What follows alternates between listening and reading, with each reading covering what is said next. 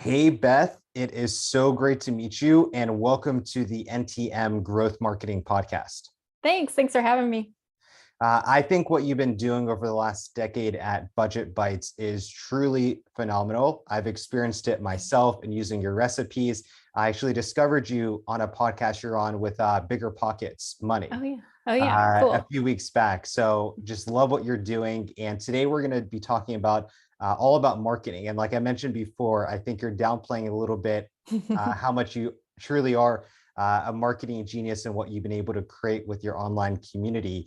And to start us off today, I'd love for you just to share a little bit about Budget Bytes and what's it all about. Sure. So Budget Bytes is a website. It's a recipe website that helps people learn how to cook on a budget.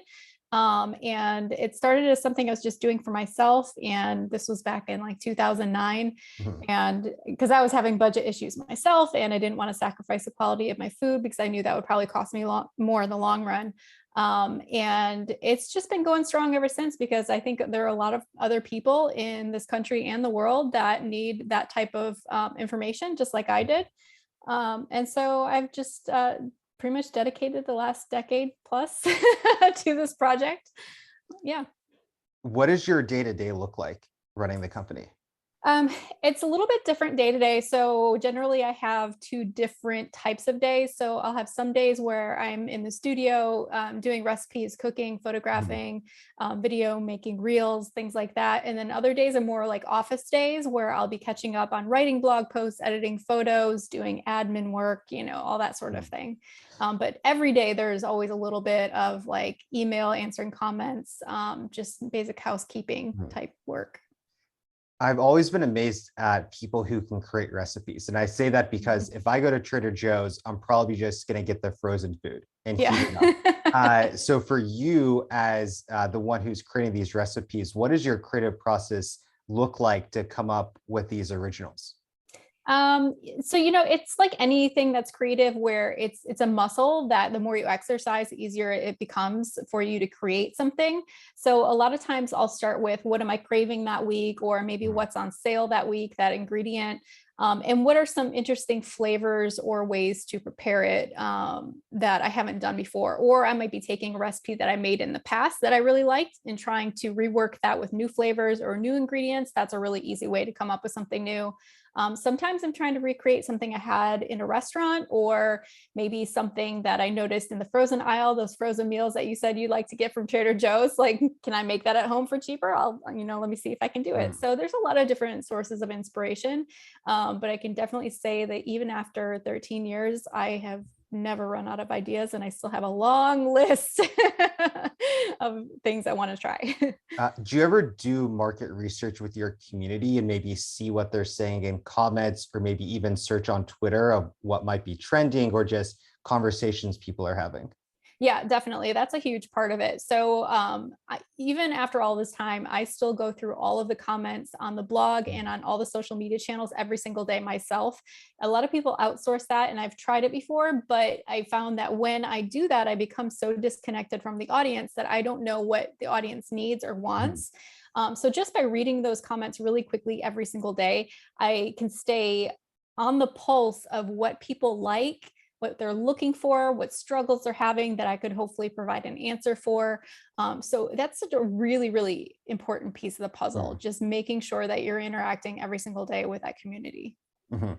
So I'm going to give my answer to this question, and I'd love to hear yours. So my opinion on why you're a great marketer, if you don't realize it, is because of that answer you just gave, because you're directly connected to your community and you really understand their pain points, their hopes, their frustrations, whatever it is, and that in turn can really influence the content you're creating. But in your opinion, what would you say makes a good marketer?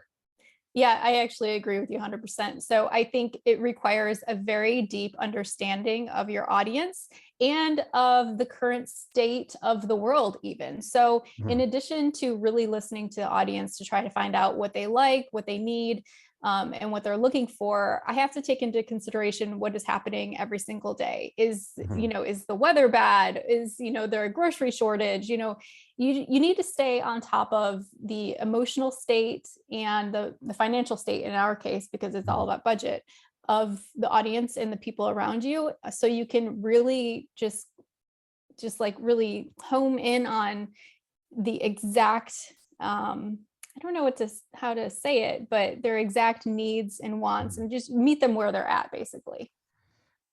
So I have a question then.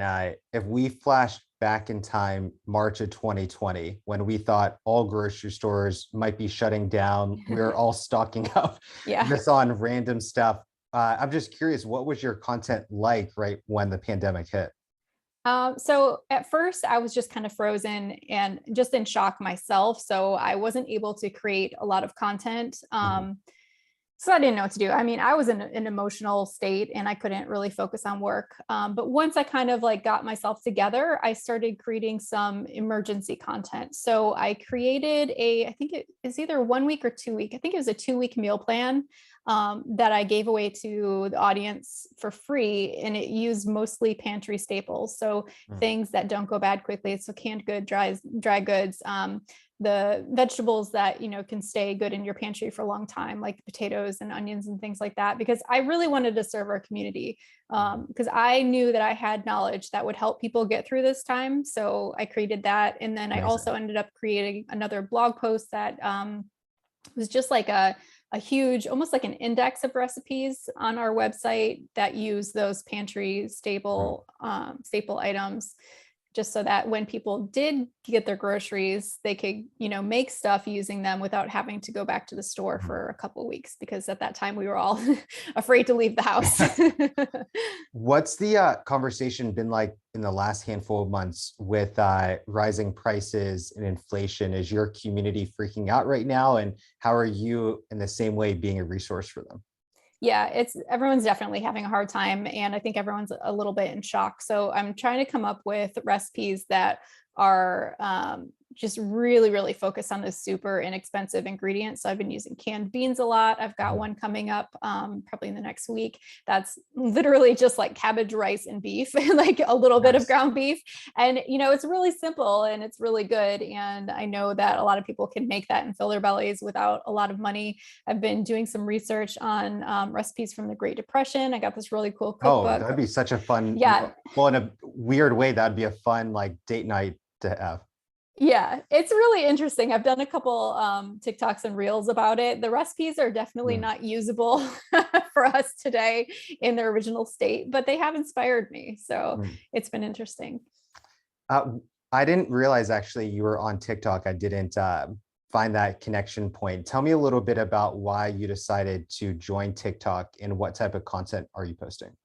Yeah, so I really did not have any intention of joining another social media network That, because I that am was just, mine with TikTok too at the start of this year. yeah, I was so burnt out. I still am burnt out on social media, but I am in a mastermind group with Mm. like maybe 9 or 10 other top food bloggers, and we do a retreat every year. And a couple of years ago, when I was there, one of my friends was like, "You have to get on TikTok. You have to Mm. try it." And I'm like, "I don't know." So I did, and I was immediately addicted just as a user. So I knew that I had to put some content on there. Mhm. And luckily, we had a lot of content already that could very easily be repurposed for TikTok, because honestly, I just don't have time to create new content specifically Mhm. for any one social media platform. I mean, there's so many out there and they all want original content, and that's Yeah. basically impossible. But I do see the value in TikTok, and I've been having fun with it. It's a great new way to connect with people. The recipe videos on there are amazing because people don't want to sit down for that hour Martha Stewart video. It's the Yeah. 20-second, just like quick cut. And Mhm. I heard also when you were talking that you use Instagram Reels. Yeah. Can you tell us a little bit about why you use Instagram Reels versus uploading it just as a normal video? Yeah, so Instagram Reels is what Instagram is pushing right now. So basically, no other types of content are really doing or performing at all on Instagram. Same with Facebook. So anytime a social media platform comes out with a new feature, you have to go all in with that feature, because that is what they're going to prioritize in the algorithm. Mhm. And they first start, you can really make a lot of headway if you jump on that train early on. So again, luckily we have a lot of content that was easily repurposed, and I've been forcing myself to learn how to make content that's specific for Reels and TikToks, just, the really short cell phone footage, rather than the fully produced video type content. I'd love to get in your head a little bit and hear your thoughts on content strategy. So let's just say we're looking into August and there's nothing in our content strategy and what you're going to deploy on these platforms. What is your process like to just, even at ground level, figure out what I'm going to be posting to my channels? Yeah, I mean, honestly, I usually don't plan out that far ahead because I'm just trying to catch up Right. perpetually. Or even if But it's just like a week in yeah, advance of yeah. content. So what I usually do is I look at seasonality. So are there any holidays coming up, any major events that, you want to address in our space? It's obviously around food. So if there's a holiday that's food specific, we try to make sure we have content about that, or that we're promoting content that we've created in the past that could relate to that. And then in addition to that, I just try to make sure I have a good variety of things. Like, have I been doing too many pastas lately? Maybe I should do a salad, things like that. So I make sure there's always a good variety.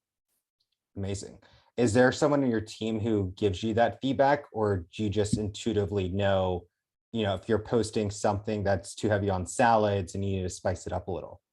I would say it's intuitive, except it's probably more like I'm reading the feedback and comments and things from people. And they're like, I'm tired of chicken, or I don't want these heavy meals. It's hot outside. So it's probably not actually intuitive. I'm just gleaning that from people's reactions.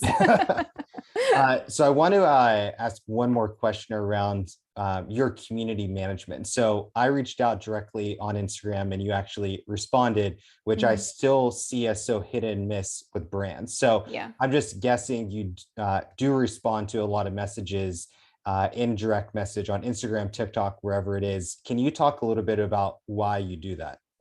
Yeah, I mean, it goes back to what we were saying before, just having that direct connection with your audience to make sure that you really understand them. Because if you do not have a deep understanding of your audience, you're not going to be able to market to them properly. You won't be able to help them understand why your content is the answer to their wants and needs.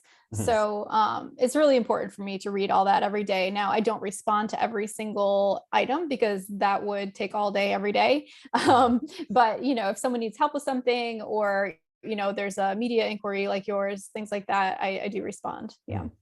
And I can tell you as someone who, I messaged you and I told a half dozen people like, oh, you can't believe Budget Bytes responded back to me. So whether you know it too, that is creating, organic marketing for your brand is, I guarantee everyone else is going and telling their friends like, oh, you can't believe Budget Bytes responded to me.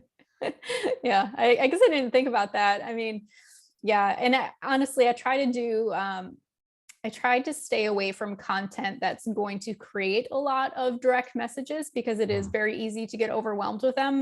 Like I remember when stories first came out on Instagram, and every now and then I would post just something like behind the scenes or a thought. And if I posted something that anyone had an opinion on, I would instantly be flooded with hundreds of DMs. And I'm like, oh, I can't do this. I cannot do this. So I kind of had to learn the hard way, like what type of content works and what doesn't, just so I can stay on top of that. What is a current marketing opportunity that you're thinking about and facing? So definitely those Reels on every single platform. So you've got Reels on Facebook and Can you talk Instagram. a little bit about Facebook Reels? Because I've been noticing that on my newsfeed everywhere recently. Yeah, so it's basically the same feature as what's in Instagram. And I think they're just still kind of slowly rolling it out to people. So I'm not sure if everyone has it yet. So they're basically trying to compete with TikTok. I don't think they're executing it well. So we'll see what happens with it. It's a little bit better on Instagram. I think it flows a little bit better with that platform, the way it's structured. On Facebook, it's kind of weird. But I was in like one of the pilot programs for that, where I was like getting paid to create some reels. So that's where I got the practice. It kind of forced me to start creating original content in that format. And that was helpful. I'm just now starting to get back to doing that again as my schedule is opening up.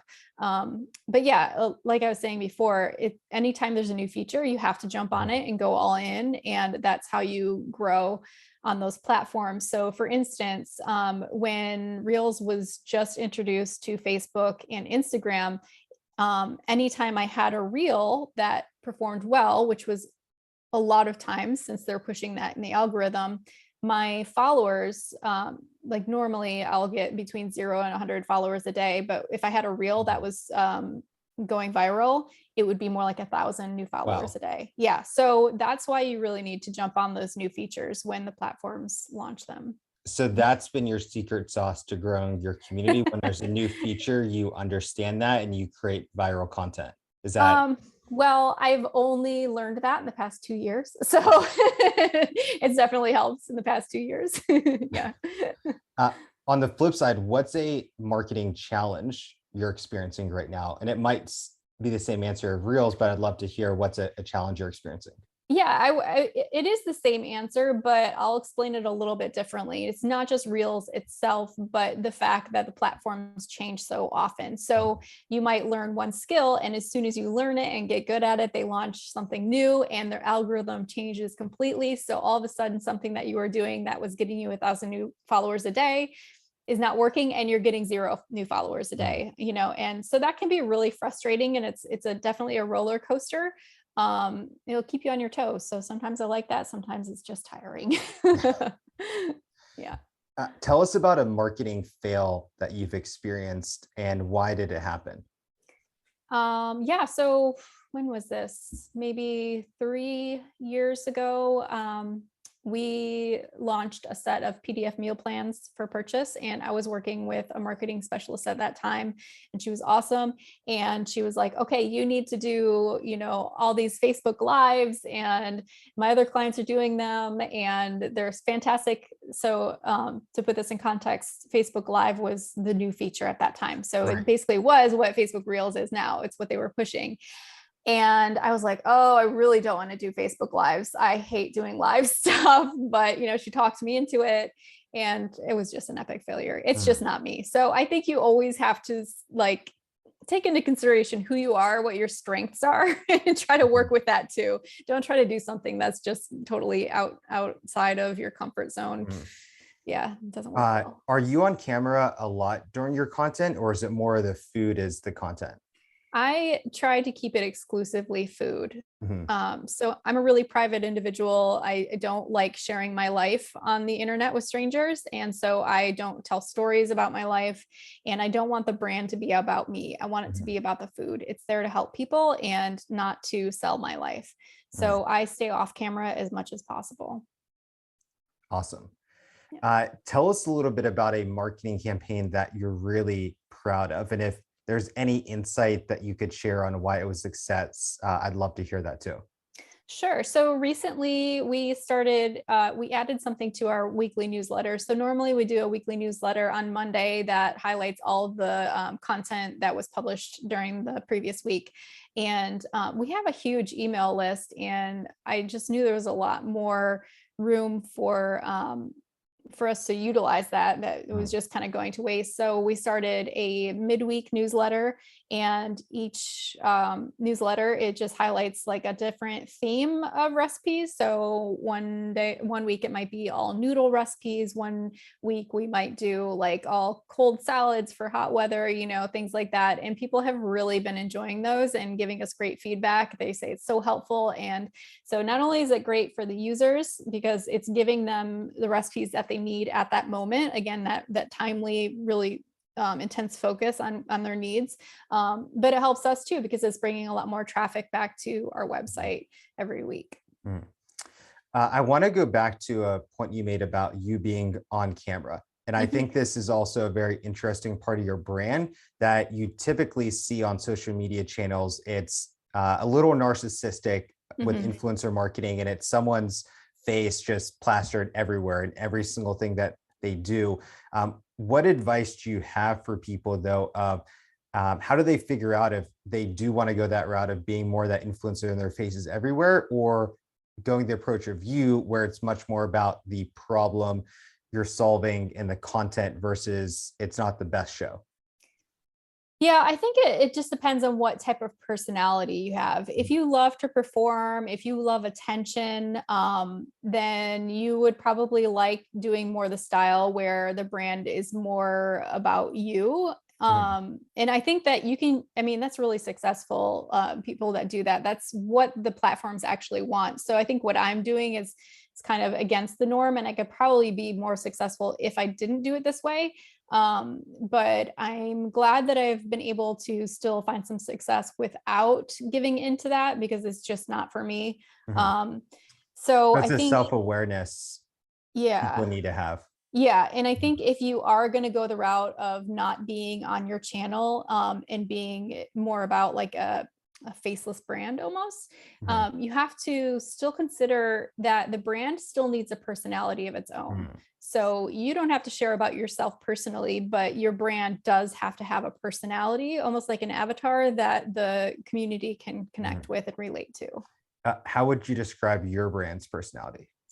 Probably just down to earth, real, non-apologetic for who I am. Like we don't shame people for what types of food they want. Like if you want a frozen pizza, great, get it. We're not going to tell people what they should and should Mhm. not eat, that sort of attitude. And just kind of like doing the best you can. Mhm. Mhm. Amazing. You just described my girlfriend to a T. Awesome. She sounds cool. Uh, what is your vision of how marketing can be used for good? That's a theme of our podcast, is really wanting to give education and content related to what marketing in 2022 looks like compared to the Mad Men era. So I'd love to hear from you how can marketing be used for good?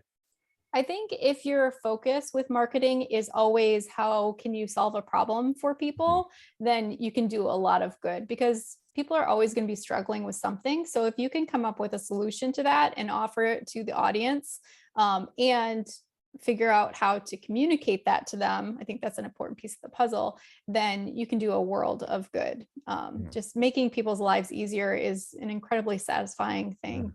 Mhm. That's probably the only reason I've been doing this as long as I have, because I get emails like, a couple times a week saying, you helped me through grad school, or when my husband lost his job, your recipes got us through. So just always trying to make sure that you're doing something that is going to benefit people, I think is a great way to use marketing for good.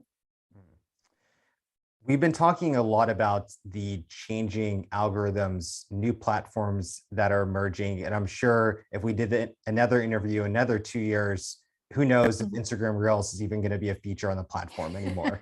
Hopefully Uh, not.